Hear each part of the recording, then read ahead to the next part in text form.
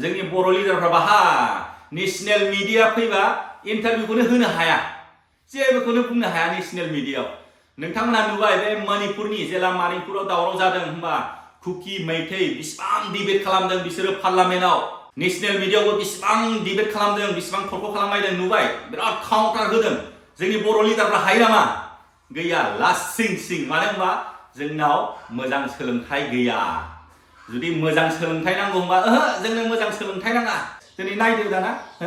नोंसोर 500 थाखानि थाखाय भट होदोंमोन जौ खापसेनि थाखाय नोंसोर भट होदोंमोन दा मा लामाजों लांगासिनो दं जोंनि बर' लिडारफ्रा जोंनि जेसेबांखि दा पलिटिकल पावार एन्जय खालामदों सेस मानो होनबा बिसोरो बिटिसिनि इलेक्सनावबो गाग्लोबगोन एसटि मोननाय लोगो लोगो केन्डिडेट गसंनो हाबाय इलेक्सनाव कम्पिट खालामनो हाबाय आरो बे स्टेटनि एसेम्बलि एमएलए बाहायबो जेसेबांखि एसटि रिजार्भ सिट दङ बाहाय गासिबो बिसोरो गावसिनि बिजाथिखौ गसंहोगोन गैला थांदो दाना दिसपुरनि आसामनि राजधानियाव थांबावदो दाना आरो जुदि बिसोरो बिटिसिआव गासिबो 70% बे रिजार्भआव गावसिनि केन्डिडेटखौ होजोबबाय देरहाजोबबाय दाना लादो नोङो बिटिसिआ सालायबावदो न' लासिं सिंलै जोंनि बर' लिडारफोर बे बिटिसिआ जोंनि बर' हारिनि थै दान होनानै लाबोनायसो गोबांथार मानसिफ्रा आन्दालनाव बुथारजाबाय जोंनो बर'लेण्ड नांगौ होननाय बे बर'लेण्ड सोमावसारनायनि नामावहाय गोबांथार जोंनि बर' बिमा जोंनि बर' बिब' बा बिनानाव रेप खालामजाबाय अयथासार खालामजाबाय सोरहाबा फिसालाफ्रा बुथारजाबाय बे साननै सानथाम बे सियाराव जिरायनो मोननायनि थाखायनो हारिखौ फानबाय खुलुमबाय गुड मर्निं नोंथांमोनहा बयबो आंखौ आरोबाव खावलायदों कमेन्टनि गेजेरजों मोनद' हारिनो जुदि एसटिखौ होमारोबा बर'फोरनि थाखाय मा खहा जागोन दिनै आङो बे भिडिअनि गेजेरजों नोंथांमोननो आंनि बुजिनायखौ एसे फोरमायलांनोसै फार्स्ट मा खहा जागोन जोंनि बर' पलिटिकल लिडारफ्रानो बे एसटिखौ होनो नागिरदोंना बयनिफ्रायबो खहासिनानो जागोन जेब्ला मोनद' हारिखौ एसटि होनाय लोगो लोगो जोंनाथ' बे बड'लेण्ड एरिया बाहाय एसटिनि रिजार्भेसन दङ ट्राइबेल बेल्ट एन्ड ब्लक एरियायाव नोङो एमपिआनो जा एमएलएआनो जा बेनिफ्राय जोंनि बे बिटिसिनि इलेक्सन एमसिएलएआनो जा बाहाय एसटिनि रिजार्भेसन दं जुदि एसटिखौ मोनमारोबा मा जागोन जोंनि बर'नि पलिटिकल लिडारफोर मा जागोन मिन्थिगौ नोंथांमोनहा गावनि आथिङावनो गावनो रुवाजों दाननानै लानायसो जादों एसटि मोननाय लोगो लोगो मा जागोन बिसोरबो मोनसे पलिटिकल पार्टी खुलिगोन पलिटिकल पार्टी खुलिनानै जेसेबांखि एसटि सिट बाहाय बिसोरो गावसिनि मानसिखौ होगोन नोंथांमोनहाथ' मिथिखायो गुबुन नन एसटि मानसिफोर बिसोरथ' मालाबाबो बर'नो भटखौ होनाय नंखाया होगोन बिसोर मालाबाबो बर'फोरखौ सैखाया बिसोरो बर'नो भट होगोन होआ होनब्ला नायदो बाहा एसटि नांगौ नामा एसटि नांगौ ना नाङा होननाया बाहा सेस गावनि ओंखामखौनो गावनो फोजोबनानै लानाय आरो मोनसे खोथाया बुंबावो गावनि आथिङावनो गावनो रुवाजों दाननानै लानाय गेलेबावदो दाना बिटिसिनि चिफ जाबावदो बिटिसिनि इएम जाबावदो दाना आसामनि एमएलए जाबावदो बाहा नोंसोर हागोन बिसोरजों बर'नाथ' गावजों गाव अलरेडि बोफ्लेलायखाबाय भटफ्रा नोंसोर हागोन नोंसोर हागोन जुजिनो हागोन बिसोर लेखा फरायावबोथ' गोरोंखा बिसोरो नोंसोरथ' गैया बाहा ना डिग्रियानो दं ना मोजाङानो फरायनाय बिसोरनो हास्लाबगोन मालाय मोजां कलेज मोजां इउनिभार्सिटियाव फरायनानै मोजां गियान लानानै फैखानाय एसटि होबा मा जागोन नोंसोर सानदों गावसोरनो राजा जाबाय थानो हागोन नैबे खेबसेखौल' राजा जानो हागोन नेक्स्टनिफ्राय आउट गैलाबो एसटि मोननाय लोगो लोगो मालाय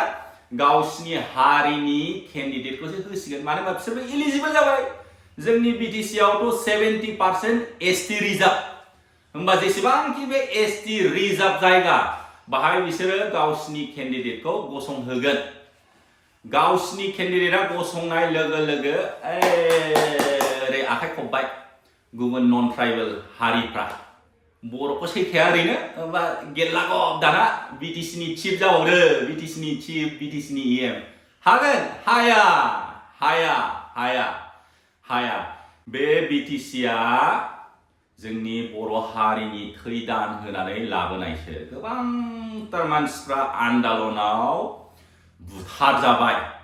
जोंनो बर'लेण्ड नांगौ होननाय बे बर'लेण्ड सोमावसारनायनि नामावहाय गोबांथार जोंनि बर' बिमा जोंनि बर' बिब' बा बिनानाव रेप खालामजाबाय अयथासार खालामजाबाय सोरहाबा फिसालाफ्रा बुथार जाबाय हो बे आन्दलन खालामनायाव आन्दलन खालामनानै जोङो BSc मोनबोदों BSc नि उनावहाय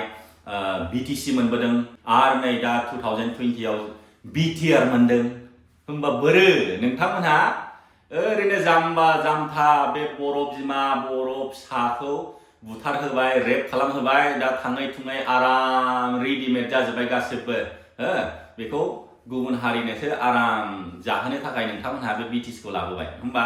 आन्दलनखौनो खालामनाङामोन बेबायदि राननानै जानो लुगैदोंबा नोंथांमोनहा हो राननानै जानो लुगैदोंबा मानो दावहा नांनांदों मानो आन्दलन खालामनांदों एसे बुजिनानै ला बिनि थाखायनो सोलोंथाइया very important जोबोद गोनांथि आं सिगाङावबो भिडिअ बानायदोंमोन जोंनो मोजां सोलोंथाइ नांगौ मोजां सोलोंथाइ मोनबासो जोङो राजखान्थिखौबो मोजाङै सालायनो हागोन जोङो मोजां सोलोंथाइ मोनोबा मोजां लिडार मोनगोन मोजां लिडार मोनोबा जोङो राजखान्थिखौबो जोङो मोजाङै सालायनो हागोन आरो मोजां सोलोंथाइ मोनोबा जोङो फालांगिखौबो मोजाङै मावनो हागोन रांखान्थियाबो फैगोन जोंनि बर' हारियाव बाहा मोजां सोलोंथाइ दं गैया बे लकेलावल' फरायबाय दुगा जाबाय एसे गामि बारबानो गैला थनथ्र'नानै थाबाय नाथाय बे गुबुन हारिफ्रा नायदो मालाय मोजां मोजां कलेज मोजां मोजां स्कुलाव फरायनानै डिग्री लाजोबनाय बिसोरो कनफिडेन्ट भाषायावबो आखा फाखा हो लिरनाय फरायनाय गासिबो आयदायाव हो जोंनि बर' लिडारफ्रा बाहा नेशनेल मिडिया फैबा इन्टारभिउखौनो होनो हाया जेबोखौनो बुंनो हाया नेशनेल मिडियायाव नोंथांमोना नुबाय बे मणिपुरनि जेला मणिपुराव दावराव जादों होनबा कुकी मैथै बिसिबां डिबेट खालामदों बिसोरो पार्लामेन्टआव नेशनेल मिडियायावबो बिसिबां डिबेट खालामदों बिसिबां थरख खालामलायदों नुबाय बिराद काउन्टार होदों जोंनि बर' लिडारफ्रा हायो नामा गैया लासिं सिं मानो होनबा जोंनाव मोजां सोलोंथाइ गैया जुदि मोजां सोलोंथाइ नांगौ होनबा जोंनो मोजां सोलोंथाइ नाङा दा नोंथांमोनहा बुजिनो हाबाय सेथि खहाया मा जागोन जोंनि पलिटिकेल पावारा दंस जागोन मोनद' हारिनो एसटि होनाय लोगो लोगो जोंनि जेसेबांखि दा पलिटिकेल पावार एन्जय खालामदों सेस मानो होनबा बिसोरो बिटिसिनि इलेक्सनावबो गाग्लोबगोन एसटि मोननाय लोगो लोगो केन्डिडेट गसंनो हाबाय इलेक्सनाव कम्पिट खालामनो हाबाय आरो बे स्टेटनि एसेम्बलि MLA बाहायबो जेसेबांखि एसटि रिजार्भ सिट दङ बाहाय गासिबो बिसोरो गावसिनि बिजाथिखौ गसंहोगोन गैला थांदो दाना दिसपुरनि आसामनि राजधानियाव थांबावदो दाना आरो जुदि बिसोरो बिटिसिआव गासिबो 70%नि बे रिजार्भआव गावसिनि केन्डिडेटखौ होजोबबाय देरहाजोबबाय दाना लादो नोङो बिटिसिआ सालायबावदो लासिं सिंलै जोंनि बर' लिडारफोर सोरबा मोजां लेखा गोरों सोरबा IAS IPS बा सोरबा ACS बिदिनो गिदिर गिदिर अफिसारफोर एडभाइस होयोबा नोंथांमोनहा धोमखियोसो नोंलाय मा रोंगौ बाद दे गुलि मार नों जे मावदों बेखौ मावनानै जाबाय था बेफोरबायदि होननानैसो धमखि होयो बेफोरबायदिनि थाखायथ' बिदि जालांगासिनो दङ आं आसा खालामबाय नोंथांमोनहा सेथि प्रब्लेमखौ बुजिनो हाबाय दाना नैथि प्रब्लेमानो जाहैबाय एजुकेशनल इन्स्टिट्युशनफ्राव एडमिशन मोननाय एसटि रिजार्भनि कलेज बा इउनिभार्सिटि जों बाहा मोननो जोंनि मार्क्सफ्रा ओरैबायदि खादबा बिराद लेस जायो मालाय बिसोरथ' अलरेडि एडभान्सखा अलरेडि रोंखानाय राखानाय आरो एसटि रिजार्भ मोनबावोबा बिसोरो जेसेबांखि स्कुल कलेजनि बे एसटि रिजार्भआव एडमिशन होयोबा सेस बिसोर लाजोबगोन जों बर'फ्रा गैया आन्दायनानै थादो। थामथियानो जाहैबाय आरो साख्रिनि ST रिजार्भेसन जेसेबांखि ST रिजार्भेसन साख्रि दङ बाहाय बिसोरनो मोनजोब्बाय मानो होनबा जोंनाथ' गैखाया पार्सेन्टेजखौबो जोङो मोजाङै मोननो हाया। दा ST रिजार्भआवबो नों ST होननानै जायाथ' सोरनि मार्क्सआ रासिन बेखौसो नायो हो बिसोरनि मार्क्सफ्रा अलरेडि हाइखा मालाय बिसोर गोरोंखा हो बिसोरो अलरेडि बिराद एडभान्सखा बिसोरनि पार्सेन्टेजफ्रा अलरेडि जोंनि बर' हारिफोरनिफ्राय बारासिन मोनखायो मानो होनबा बिसोरो आनरिजार्भ केटेगरियावबो बिसोर कम्पिट खालामनो हाखायो अब्ला बिसोरो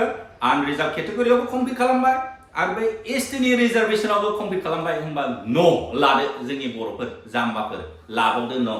दाना साख्रिखौबो गोथाङैनो गोथैलै जोंनि बर' हारिया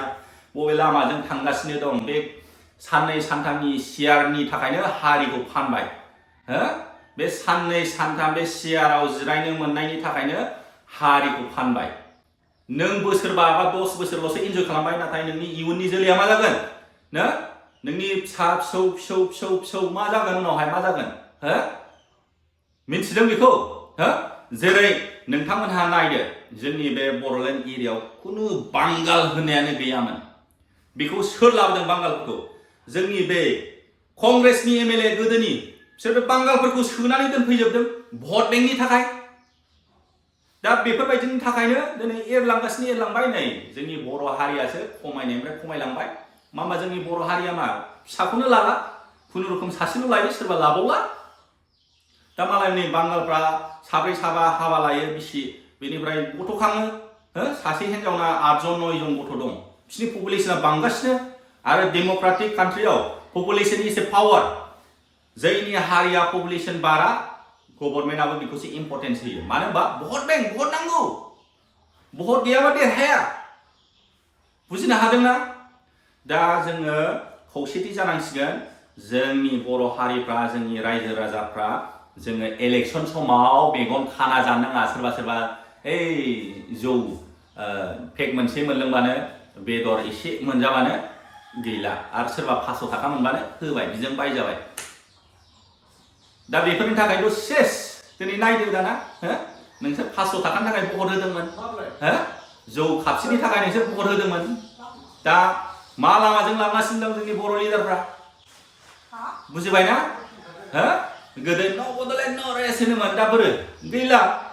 हो जेबो एगेन्स्टखौनो बुंनो हाला पलिटिक्सआव फैनाय लोगो लोगो बुजिबायना आसा खालामबाय दा नोंथांमोनहा बुजिनो हाबाय होननानै जुदि बे मोनद' हारिनो ST होयोबा मा खहा जागोन बयनिफ्रायबो खहासिना जोंनि बर' हारियानो जागोन मानो होनबा जोंनि बर' हारिनि एजुकेशन लेभेला दाबो गैया बिराद ल' हो जोङो पुरा BTC खौ सेनानै लाजागोन जोङो गोबांथार मानसि बुथारजानानै थैदान होनानै रेप खालामजानानै दिनै जोङो बे BTC खौ लाबोदोंमोन दा मालाय हारिखौसो सालायहोनोसै आरो ST जानाय लोगो लोगो बिसोरबो कम्पिट खालामनो हाबाय हो नोङो जुदि इलेक्शनाव गेलेयोबा बिसोर देरहाजोबगोन जोंनाथ' बर'फ्रा गावजों गाव लिडार जानो लुबैलायनानै गैखाला रानलायलायखाबाय गैखाला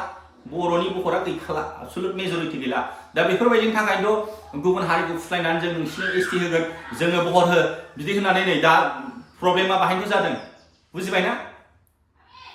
एजुकेशनल इन्स्टिट्यूशन कलेज इउनिभार्सिटियावबो एडमिशन मोननाय नंखाया बर' हारिया आं होनखायो आरो साख्रियावबो सेनानै लाजोबगोन आं आसा खालामबाय नोंथांमोनहा बे भिडिअनि गेजेरजों बुजिनो हाबाय होननानै शेयार खालाम बेसेबां हायो हा आङो भिडिअखौ बाहायनो फोजोबनोसै बाय जय बर' हारिनि